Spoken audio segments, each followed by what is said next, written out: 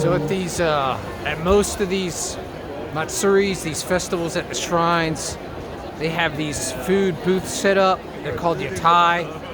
And yatai is kind of like a small temporary food stand or food stall that they set up. You're pretty much going to find the same thing.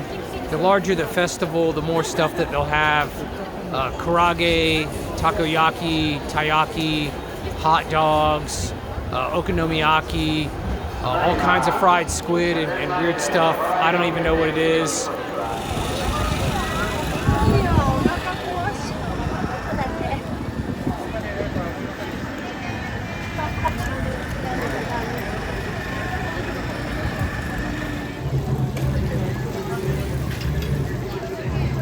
So some things you're gonna see at pretty much every festival. They got these children's games, almost always have children's games. They always have somebody selling okonomiyaki. Here's another children's game.